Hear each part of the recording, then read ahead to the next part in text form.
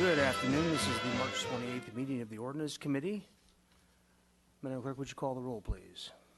Councilmember Rouse? Here. Councilmember Hotchkiss? Here. Councilmember Murillo? Here. All right, very good. And do we have any member of the public who is here to speak on something other than the agendized items? Seeing none? No. I'll move on. And would you please read the items before us? Proposed ordinance amendments to establish future historic and special design districts. All right, very good. And Mr. Limon, do you have the presentation? Yes, good afternoon, council members. Today we're happy to come back with you to present an outline of our proposed reorganization of Chapter 2222. What's outlined before today is just a draft outline of how we envision the restructuring of these amendments will take place. And what we're asking for is some review of the proposed chapters. I'm going to walk you through what those chapters would be and ask that you confirm that we've included some of the elements that we've proposed previously under previous discussions and provide additional direction to staff if you have any questions regarding the outline. The objectives of the proposed amendments are straightforward. It's to simplify regulations. We believe what we have currently is a complicated chapter. There are a lot of provisions and sections which the general public has a difficulty following. And one of the goals established through our discussions to create the city's historic resources element was to look closely at making our ordinances more comprehensible and readily accessed for the specific provisions that people are asking questions about. And we believe by separating these chapters, we feel that it seems more logical with respect to how you find answers, and that's our ultimate goal. The chapters are, we believe, organized in specific related topics also. You'll find that one of our chapters is actually identifies the Historic Landmarks Commission. We do not have a chapter like that right now. We have one for the ABR and the Single Family Design Board, so we felt it was appropriate to also create a chapter for the Historic Landmarks Commission. And in reviewing these chapters, the City Attorney's Office is questioning whether the specific sections are applicable. And this is an opportunity to look at whether we can clean up some of these outdated provisions and make the ordinance more clear. Does that mean we might just eliminate some completely? Well, we'll eliminate some sections that don't apply, we believe. And that it's also, when you understand the goal too, is to establish a process for designating historic and special design district. That, by its very nature, will involve more effort to explain how you initiate a district and what the actual process is. It's a little slightly different than the initiation of a city landmark or structure of merit. So in some cases, it's a somewhat duplicative, but it's unique. And we believe that's appropriate, given the fact that we have historic districts that are identified either currently or in the future, as well as special design districts. And I think right now it's a little unclear with respect to how these districts are created. And I think that this will simplify it for the public also. Some of the additional objectives are to adopt historic resource design guidelines. So one of the efforts that we went about commencing is the actual guidance on how we evaluate resources throughout the city. Rather than have specific guidelines for each district, we thought it was more comprehensive to establish complete citywide guidelines specific to the type of architectural style that's prevalent in those districts. So we're actually have a draft prepared, and we expect to come forward with the adoption of these ordinance amendments with a draft to also be adopted and reviewed by the City Council at the same time. Along with the ordinance amendments, we have currently administrative regulations. And the administrative regulations were adopted in 2004 by City Council. And they were primarily associated with the Demolition Review Protection Ordinance and how we established a review process and a survey process throughout the city. A survey study area map was created at the time and established a vision of where we would commence and complete surveys throughout the city to identify historic resources. And we feel that needs some updating also. It's been 12, 13 years since we've looked at that document, and we believe we could establish some more clear procedures on how that can be updated. Recently, we also have developed a problem with having a quorum at the HLC. We have 2 vacancies currently that were not filled, and it is very difficult to get a 5-member majority quorum, and we actually had to cancel a meeting recently. So what we feel is appropriate to revise that quorum requirement if we do have current vacancies on the commission. We think it's an appropriate amendment to make to our ordinance. Mr. Lamone, has there been any discussion about reducing the size of HLC? It's a 9-member board currently, Yes, right? that's the largest design review body. However, it is in the charter, I believe, and so it would take a vote of the people to make that change. Thank you. We did that for the ABR. When the Single Family Design Board was created, we felt it was appropriate to have an equal amount of body, and the voters did vote for that amendment. Ms. Murillo. Thank you, Mr. Lamone. I see the wisdom of having a larger board. There's more voices, more review, especially with these sensitive topics. So I would hope that we would find a solution on the other end where we do better recruiting. And since I'm saying that, maybe I would offer myself to help with it, right? Because I'm sure it's difficult finding qualified people.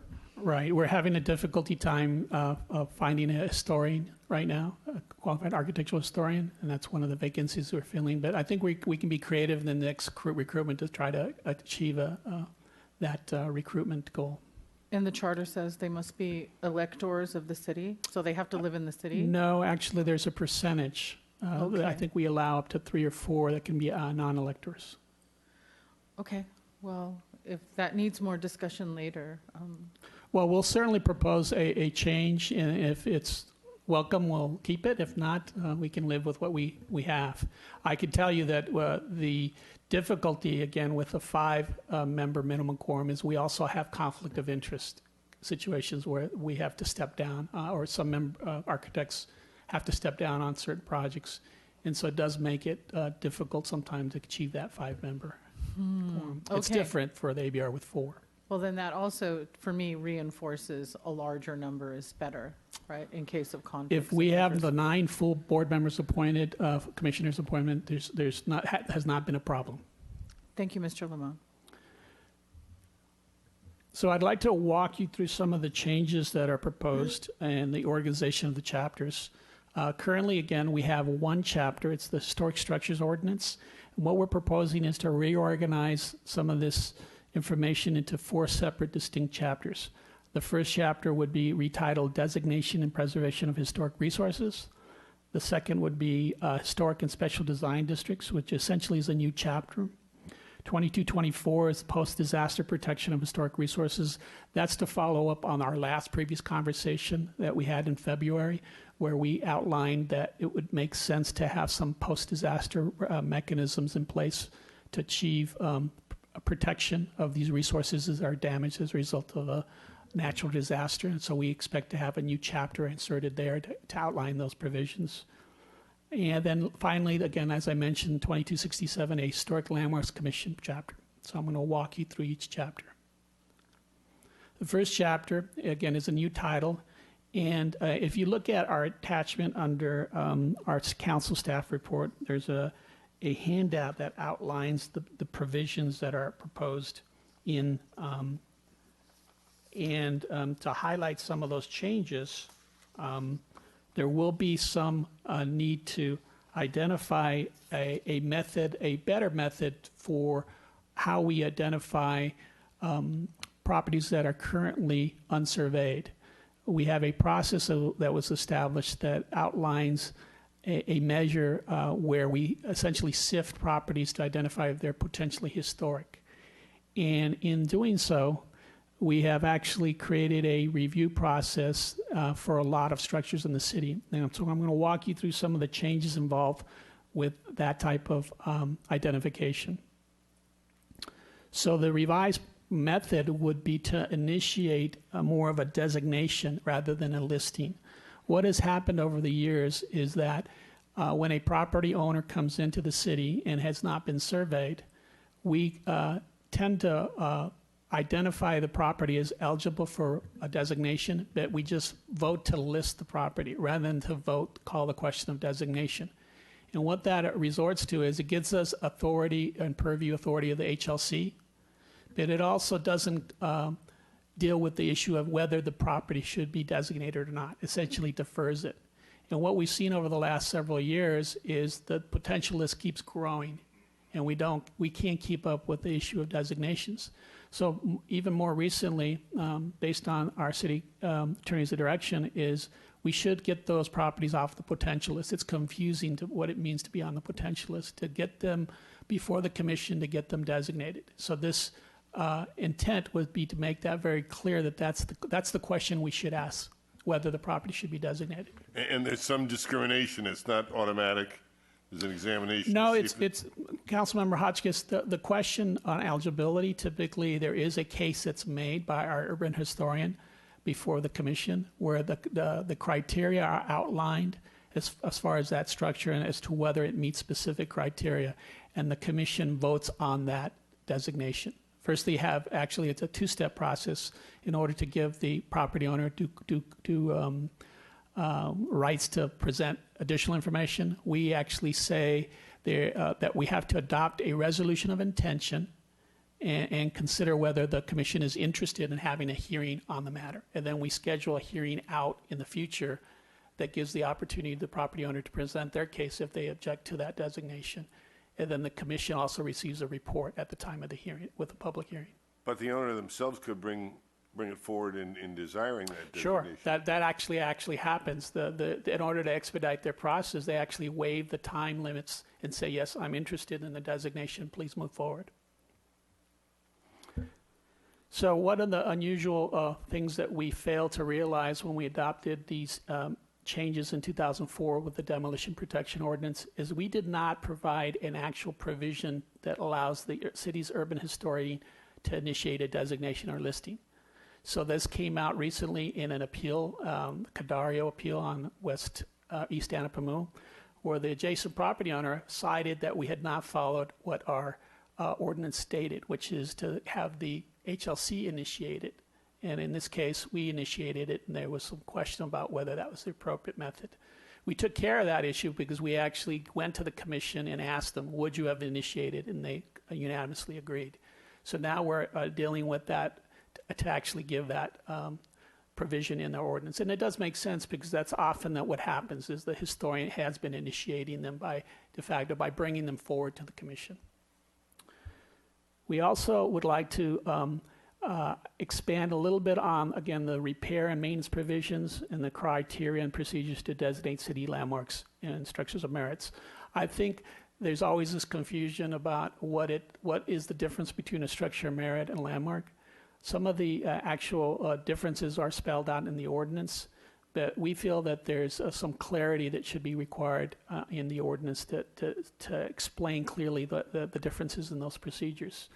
And then the repair and maintenance provisions are, again, the extension of what do you do when a structure that's historic is damaged and what are the obligations to repair it. And I think it'll tie into our new chapter that we have identified for post-disaster regulations.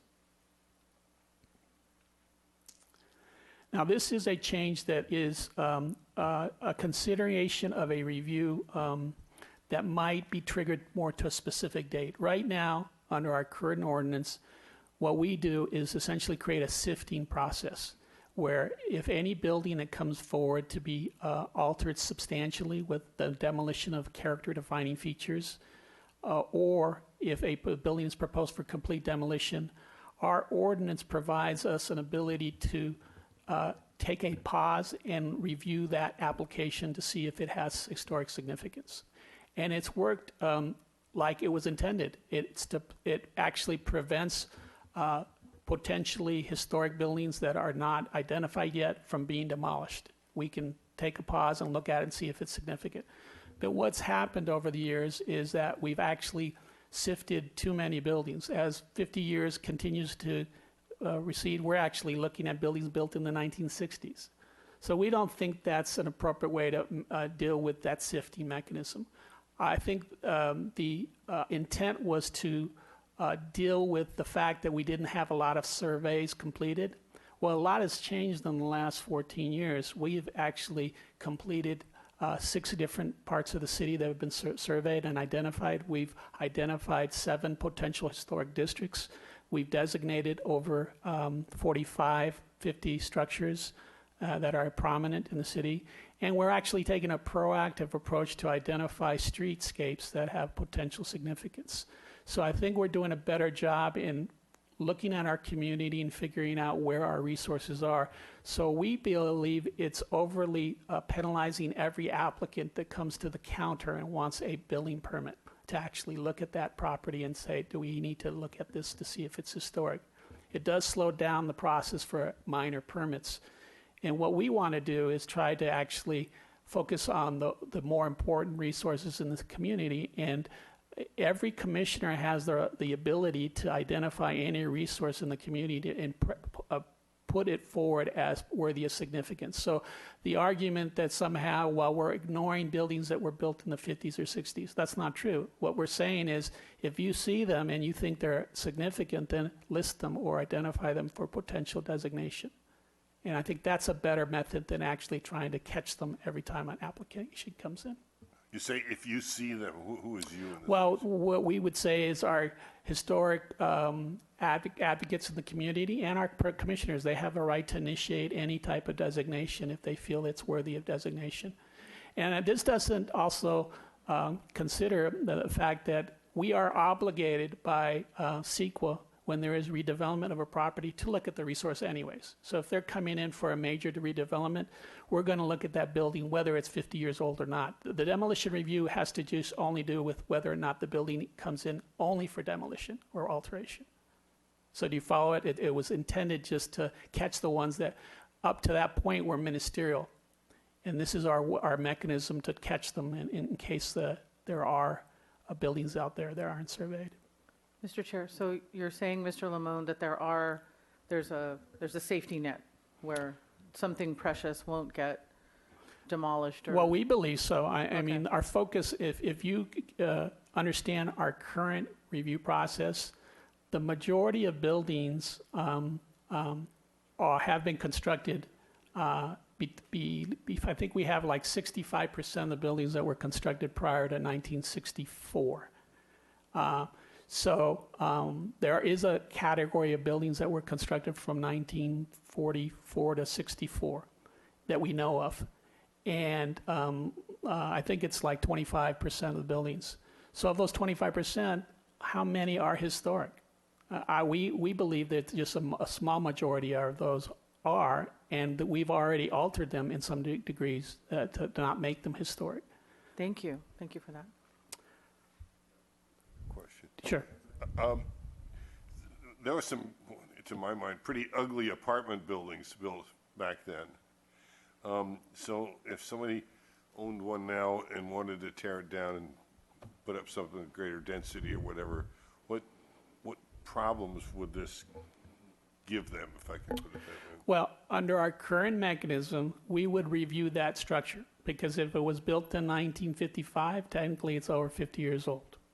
And what I'm saying to you is that the issue is whether they come in independently. If they just want to demolish the building, under our current ordinance, we're required to look at that structure. And what we're saying to you is most people don't come in and demolish the apartment independently. They'll come in for redevelopment and say, in order to build this new building, we are going to demolish this existing building. And under CEQA, we're obligated to do a check anyways. So it's, we're talking about improvements or changes, but not demolition here. Well, we're talking about both when redevelopment is occurring. I mean, they could keep part of the structure, or they can alter the existing structure. Either way, we would look at it. Do we know of any instance that where something was did get altered and sort of slipped through the cracks, as Ms. Maria was saying, that we didn't catch that we should have? Yes, I mean, there are always questions that come up about why were alterations approved to the structure. And unfortunately, sometimes they did happen. And so the question becomes, do they have enough integrity to still remain historic? And we've had those discussions with the commission. They've actually kept properties on the historic list, even though they've been altered. They feel that there's still a structure within the structure there, and therefore they want to still protect it from demolition. Okay. So the last item that I wanted to talk about was the procedures for designation of new historic districts and new special design districts. If you some of you might have been here in 2016 when there was an actual discussion about what the city has in the city as far as special design districts. We have the Mission Special Design District and the Lower Riviera Special Design District. What was unusual about both of them is that one, the Mission Special Design District was created, but there was no stated purpose in the ordinance with respect to why it was created and whether there's a specific architectural style mandate or some consistency that's required. What we'd like to do is identify that purpose clearly and make sure that it is in fact enforced in the correct manner. And we believe that's what you're going to see when you come back. When we come back with this chapter, you'll see every historic district that's identified in the city and also special design districts with some specific language that explains why that district is in place. We also have to deal with the reality that when we identified the Bungalow Haven Historic District, there's actually a larger area that encompasses the surrounding district. And so the decision will be, what do you do with those properties? There's about 300 properties, and whether that merits a special design district still. Because originally it was intended to be a historic district, and it's actually going to be compressed to be a smaller district. So you'll see some more discussion when we come back on that specific area. Now, this is a little bit more also of a change. We're actually proposing to classify El Pueblo Viejo as a special design district. Now, it was originally identified as a landmark district, and I think there is a historic basis for that. I think that originally the district was created in the core of the city with respect to the adobes that were in the downtown where our major landmarks were. So it made sense to actually identify it as a landmark district. But over the years, the expanded boundaries have diluted essentially the district to the point where the majority of buildings are not historic in that district. And so what we would like to focus on, and rather than have three types of districts, a historic, a landmark, and a special design, is just to make it clear that you're either a historic district or a special design district. Now with this renaming, we don't intend to even consider changing the current rules with respect to that. So that district will in fact remain in its same configuration with the same boundaries and the same expectations to protect the architectural styles that are required for that district. So this is just strictly a naming change. We don't intend to dilute the significance of the district at all. We still think it should remain in place. And in doing that, we also will classify the Brinkerhoff Landmark District as a historic district. Again, it doesn't make sense to call it a landmark district when all the structures are structures of merit. We feel that it does qualify and is eligible as a historic district, and we want to identify it as a historic district. There shouldn't be any controversy associated with that. And again, as I outlined, we're going to have to deal with the interim Lower Riviera Bungalow Special Design District and then clarify the basis for the Mission Special Design District. Post-disaster protection, again, these are the topics that we outlined with the last discussion in February. We've included your minutes of that meeting in the staff report just to make sure that you agree with the conclusions of the direction that you provided at that time. But what we also wanted to point out is we still have one key remaining question that we didn't get to from that meeting. And the question was, should penalties be assessed for demolition work completed or begun without approvals? Now, what our city attorney indicates to me, this is quite a difficult issue to deal with because the alternatives and options available for penalizing can be varied, and each all have repercussions. And so what we'd like to do is defer this potential penalties discussion for a later time when we actually develop some ideas in writing and you can consider the actual penalties that maybe staff would recommend as options. So I just wanted to point that out, that we haven't forgotten about this issue, and we intend to come back and finalize it. And I don't know if Mr. Vincent has any questions to elaborate beyond that. Good afternoon, Mr. Chair, members of the committee. I would say the writing of a penalty provision isn't particularly difficult. It's dealing with the potential ramifications of those penalties.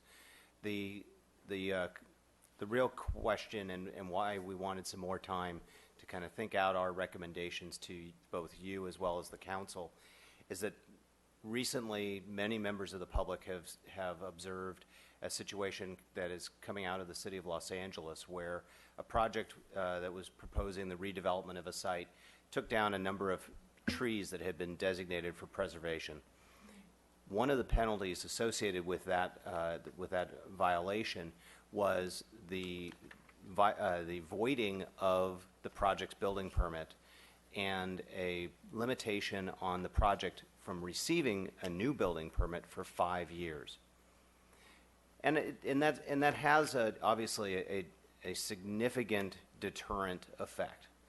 And that might be an appropriate penalty associated with the removal or significant alteration, inappropriately significant alteration of a city landmark, depending on the significance of the structure.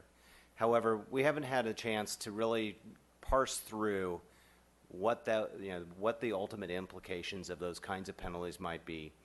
You might imagine, in this particular case, this property, the example I'm giving is in the residential area of the city of Los Angeles. That residential property will remain fallow for 5 years at least.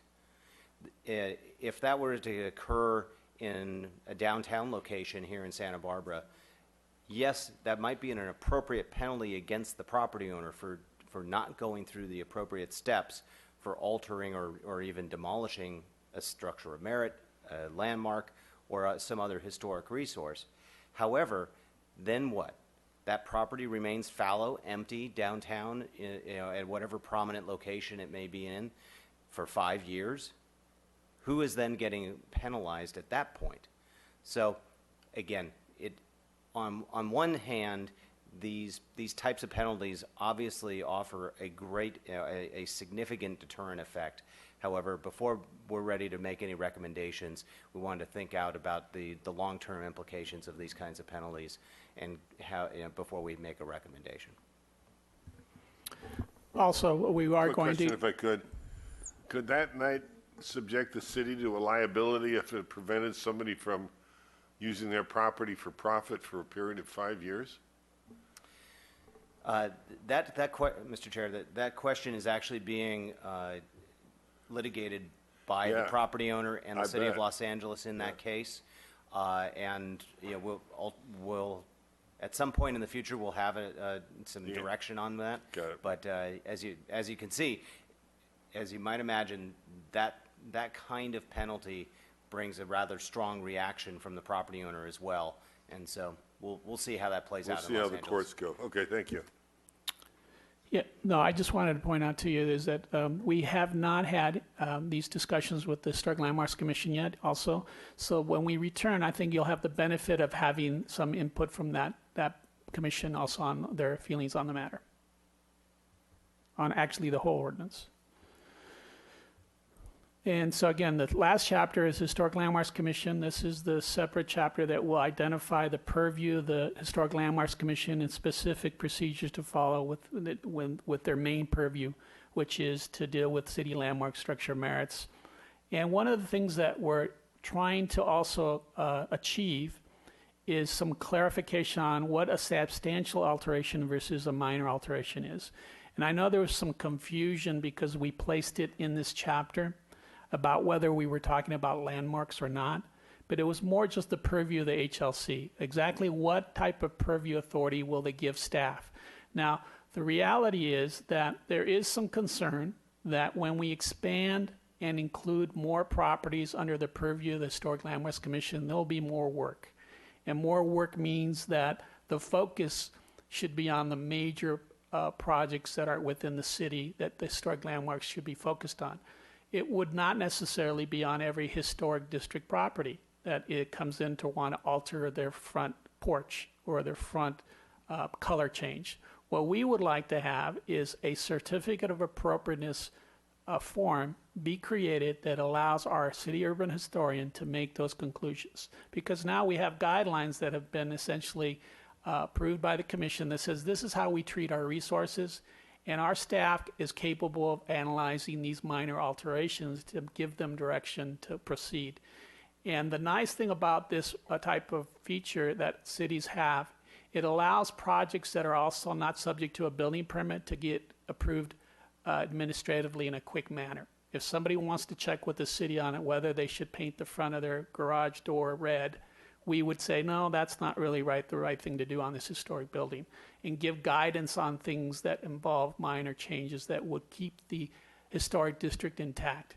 Conversely, we also have a category of project that are minor, that do need a building permit. We feel that we could consistently still continue to have those decisions made by staff to allow these agendas not to be cluttered with minor projects. And we intend to continue to have those discussions with the Historic Landmarks Commission about which projects are eligible for review. Thank you, Mr. Chair.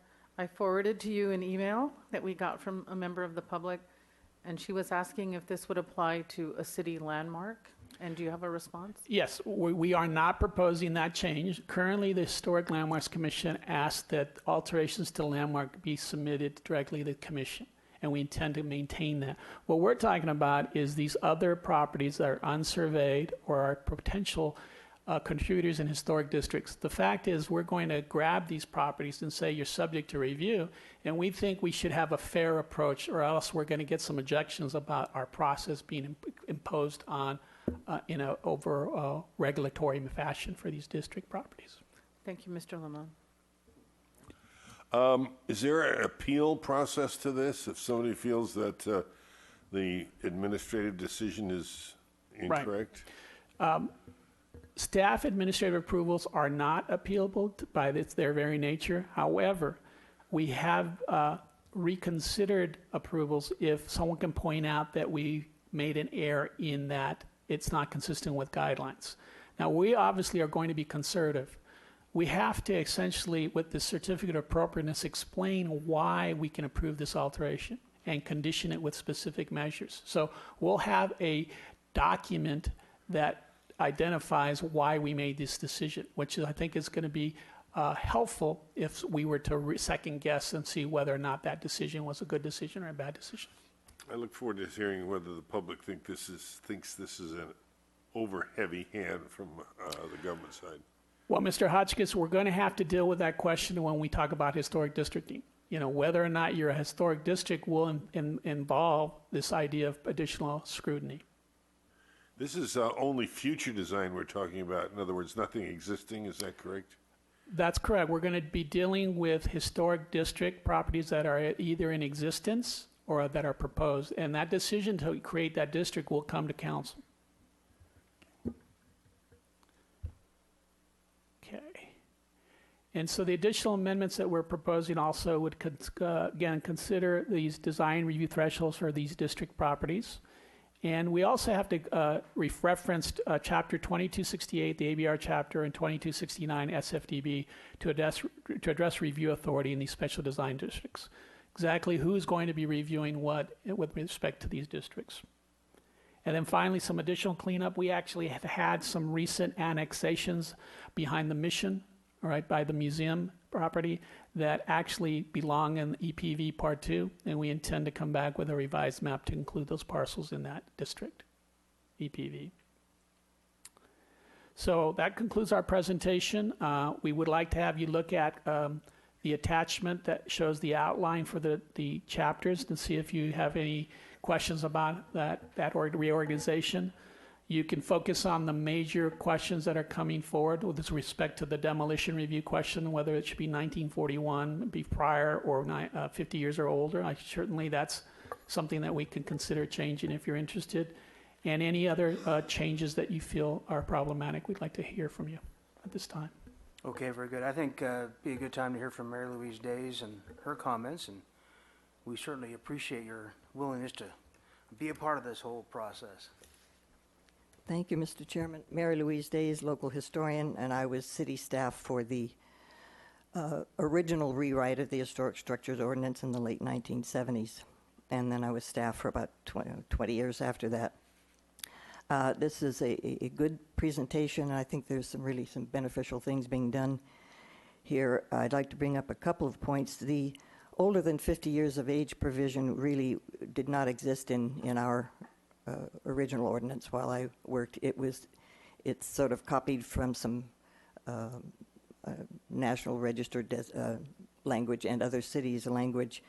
I think the 1941 is a good later point to take, because it doesn't prevent bringing up something later than that, according to what Mr. Lamone said. In 1941, just as a point, is the year that the Hoff General Hospital was built, and some of those buildings are still around. Most of them that are still around were moved, and we may want to designate those sometime.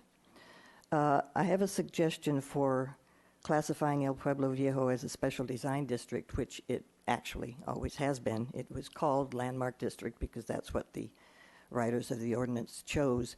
It was not intended to say every building in it was historic, because they were individually designated. It is a design district. I think for the ease of future readers, the ordinance could include some language to the effect that referred to as El Pueblo Viejo Landmark District in the city charter, so that it doesn't look like we're talking about two different things. We don't want to see the city charter amended, but the boundaries of EPV are protected in the city charter, and that the language, I think, would help legally. In the section describing the Historic Landmarks Commission, I suggest that its power to make designations and recommend designations should be placed first, just for psychological and importance reasons. Don't just plunge into saying alterations have to come before it, because its first duty really is designating and recommending designations. I'm still very concerned with this mission design district. I've brought it up before. I don't recall that it's been clarified for me.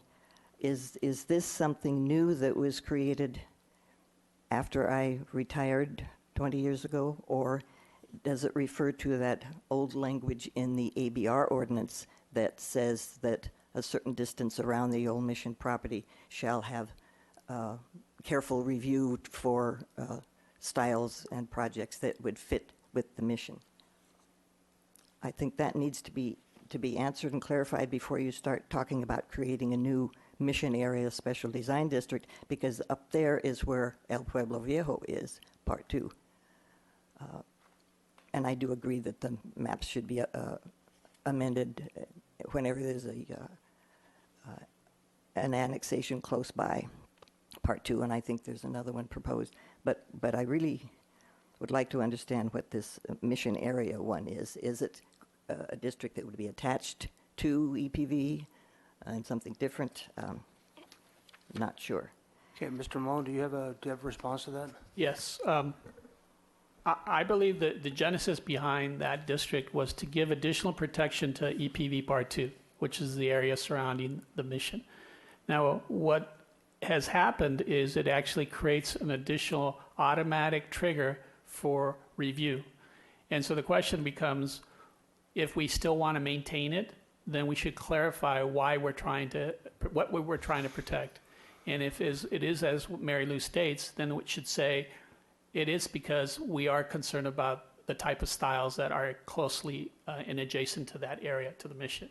And right now, the review boards do not have that clarity. They don't have a guideline to relate to as far as that area, or a purpose. And I think this would clarify that to what is our intended goal for this area. So is the current language in the ABR section? The current district is identified there, but it doesn't give you any that's- specific guideline to relate to. And It's- so our intent is to try to clarify if it's still needed, if it's still desired. And so that district is already in existence, and we just want to codify it and explain it. Okay. Good, thank you, because Okay, thank you. it is very dated. We're going to need to bring this back to the committee. Oh, do you have a question, Ms. Mario? I just wanted to give her one more minute. It looks like she wants to say something else. Okay. Oh, Fine with that. just a little bit more. I was concerned about the minor alterations that Mr. Lamone just explained in the power of the city historian, but it is confusing because it's under 22.67.040, which is for proposed demolition, relocation, or alteration of a landmark. And then B gives it an administrative certificate of approval. So in other words, it says, the way it's written, it says that it applies to designated landmarks. And findings have to be made for alterations to designated landmarks. That's been in the ordinance since the beginning, as recommended by our city attorney at the time. In case there were challenges, we can point to the Landmarks Commission made these findings for the importance of it and why it was designated. And then city council repeats that. So let's just be careful of our language there. But thank you. We'll be, I hope that several local historical organizations will be contacted to be able to review the drafts as they proceed. I think we'd appreciate that as well. Mr. Hotchkiss had a question. Quick question for you. Do you agree with what Mr. Moon's goal is, that this moves in that direction, simplification and better understanding of the whole process for the public? I do, yes, because I know since I retired, the ordinance has been amended several times and may be difficult, even more difficult to read, Looks like a especially patchwork quilt right now. in some respects, and then especially as more districts are created. And then, of course, it makes it very hard to train staff because there were some buildings demolished with staff approval downtown right in the Presidio area when that demolition request, because it's EPV, should have gone to the commission for approval, and it was a newer couple of staff people who thought they were doing the right thing. Thank you. Thank you. Okay, very good. It's back to the committee in terms of comments and our further questions. Mr. Hotchkiss. Did you have your... Yeah. If we go forward with this as written, where does it go next? And do the various organizations that Mayor Louise was speaking of Sure. have a chance to look at it, because they're going to know this much better than we are? Right. In 2016, we actually brought you a schedule proposed to have this stop with the Historic Landmarks Commission to have them review the draft language ordinance. Once it's complete, we intend to do that. Obviously, with that type of outreach, we have public hearings at the time to consider it. Because the document might be too long, I just had recently asked the commission to create a subcommittee to work with reviewing that. We could certainly invite some organizations to participate in those discussions to make sure they're included. Okay, great. Thank you. Ms. Mario. Mr. Chair, I'm satisfied with the questions that we've raised, and also that 1941 be the time frame designated for that provision. And I would move the recommendation A and B. I second. I do think that you addressed the 1941 question, which was a legitimate one. So we do have a way of getting around this. We're not excluding certain buildings just because of their age. No, we welcome anyone to come forward to identify any building built in that era that deserves protection in the 50s and 60s. And we'll have to watch that to make sure that that's a process that works, or if it's too much Sure. of a... Okay. I think that was a comment by Kelvin DeForest Yes. about that, regarding that, about mid-century modern, other kind of designs, but I think you've addressed that, so. Yes. That's pretty, I had a question going back to the original thing about HLC and quorum requirements. The quorum requirements don't have to be a charter amendment, is that correct? Just the number of people on HLC?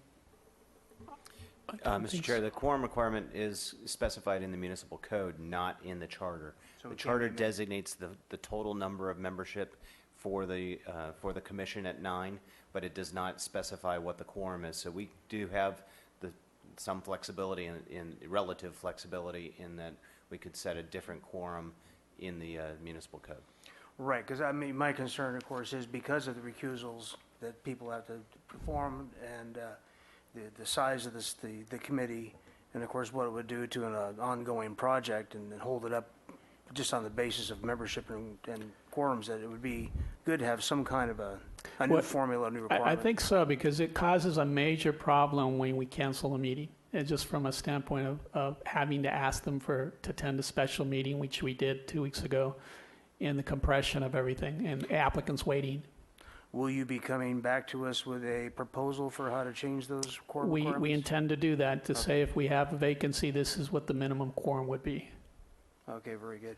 And then just one other question I had was something that I had brought up in the last time regarding demolition and whether or not, how to analyze a structure that may or may not be dangerous to preserve. And my example, of course, was the wall of the California Hotel, which I thought went to extraordinary measures to brace that up during the whole construction process and caused quite a bit of hindrance to traffic and whatnot. If there weren't ways to digitally, record exactly dimensions, appearances, and all things going forward as a historical record, as opposed to having to actually brick for brick have something that may or may not have any structural merit to it. Well, there are technology tools available now. LiDAR information that you actually can record every single little inch of a building if you want to invest that into type of historic documentation. But really the question becomes, is that an appropriate mitigation measure if you're going to demolish, Right. and whether that's sufficient? And I know Mr. Vincent has quite some history about whether that's legitimate mitigation when you demolish a building, and so we're guided by CEQA always. All right, very good. Okay, well, if there's no further questions or comments, we'll call the question on the motion. All in favor? Aye. Anybody opposed? Nope, it's all unanimous, and thank you. So we plan to come back, hopefully, several months down the line with a draft for your review. Okay, thank you, Okay. Mr. Lamone, and thank you, Ms. Days, for jumping in with us. Appreciate that.